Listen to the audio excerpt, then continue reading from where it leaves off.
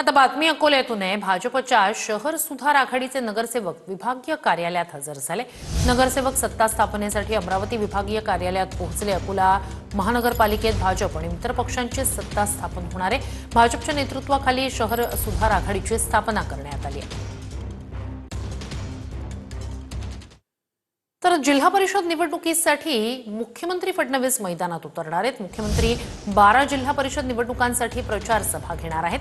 28 जानेवारी ते 3 फेब्रुवारी पर्यंत या प्रचार सभा घेतल्या जाणार आहेत। 28 तारखेला रत्नागिरी, सिंधुदुर्ग आणि रायगडमध्ये सभा पार पडणार आहेत। तर दुसरीकडे उपमुख्यमंत्री एकनाथ शिंदेंचा जिल्हा परिषद निवडणुकीतला सभांचा धडाका आहे। राज्यभरात एकनाथ शिंदे यांच्या 30हून अधिक सभा आणि रोड शो होणार आहेत। नगर परिषद आणि महापालिका निवडणुकांपाठोपाठ आता जिल्हा परिषद निवडणुकीतही शिवसेनेचं मायक्रो प्लॅनिंग पाहायला मिळतंय। तर सत्तेत आल्यापासूनच फडणवीस आणि शिंदे यांनी राज्यासाठी काय केलं असा सवाल संजय राऊत यांनी विचारलाय। मुख्यमंत्री उपमुख्यमंत्र्यांनी मंत्रालयात बसून राज्याचा कारभार करणं अपेक्षित असलं। उपमुख्यमंत्री 24 तास राजकारण आणि निवडणुकीत गुंतलेत अशी टीका संजय राऊतांनी केली आहे। निवडणुका कार्यकर्ते पदाधिकारी स्थानिक पातळीवर लढत असतात। या निवडणुका ज्या असतात त्या प्रामुख्यानं त्या जिल्ह्यातले आमचे प्रमुख नेते आणि कार्यकर्ते लढतात। गेल्या काही काळापासून जो पैशाचा प्रचंड वापर सुरू आहे, ते तुफान जे आलेलं आहे पैशाचं, त्याच्याशी सामना करणं जरी कठीण असलं तरी आमचे कार्यकर्ते लढतील।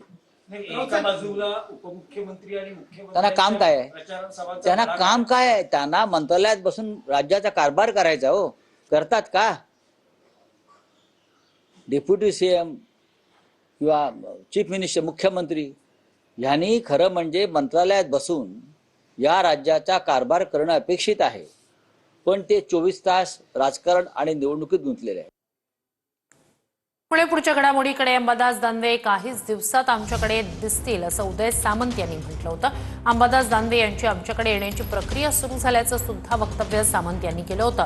तर उदय सामंतच एका गटासोबत भाजपमध्ये चाललेत असं म्हणत संजय राऊत यांनी प्रतिक्रिया दिली आहे। दानवेंचं नाव कशाला घेता? जिथे सत्ता तिथे दानवे जात नाही असं संजय राऊतांनी म्हटलंय। म्हणजे खरं तर आमच्याकडे याची प्रोसेस सुरू झाली त्यांची आता।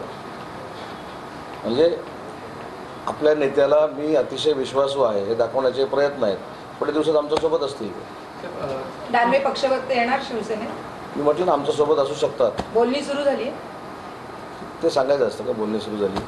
अंबादास दानवे शिंदेच्या शिवसेनेत जाण्याची प्रक्रिया सुरू आहे असं उदय सामंत बघा की एक लक्षात बघा, स्वतः उदय सामंत भाजपात चालले एका मोठ्या गटासह। तुम्हाला माहिती आहे का हे? तुम्हाला माहिती आहे का डाऊस मध्ये काय चर्चा झाली माहिती आहे का? ती प्रोसेस सुरू झाली आहे का? ती प्रोसेस सुरू झाली? अंबादास दानवेंचं कशाला तुम्ही नाव घेता? अंबादास दानवे कडवट शिवसैनिक आहेत। अंबादास दानवे आयुष्यभर एका पक्षात राहिलेले आहेत। अंबादास दानवे यांनी 3-4 पक्ष बदललेले नाहीत। जिथे सत्ता तिथे ते गेले नाहीत। अंबादास दानवे आमचे सहकारी आहेत।